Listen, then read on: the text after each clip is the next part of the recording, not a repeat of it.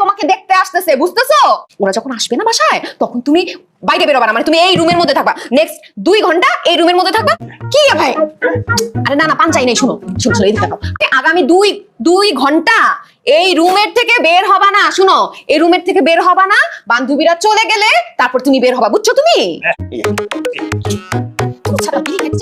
আমি কি বলছি তোমাকে? এখন মেজাজ খারাপ হয়ে যেতেছে। তুমি 2 ঘন্টা রুম থেকে বের হবা না। আরে কি ঠিক মতো কও, বুঝছস? তুই বুঝছস কেমনটা লাগে? ওই আমি কি বলছি?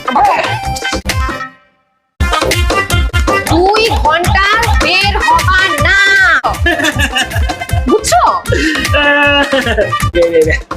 চা বানাই নিয়ে আসবো?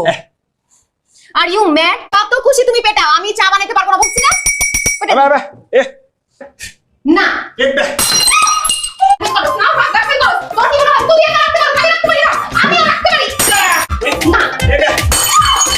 আমি সাইলেন্ট মোড বিয়ে করছি যাতে অন্য পুরুষের মতো আমাকে কম চালায়, সে তোমাকে ডাবল চালাইতেছে। কানের মধ্যে তো ড্রিল দিয়ে কানের ছিদ্রটা বড় করে দেই। না না না ঠিক আছে ঠিক আছে, চা বানাইছি।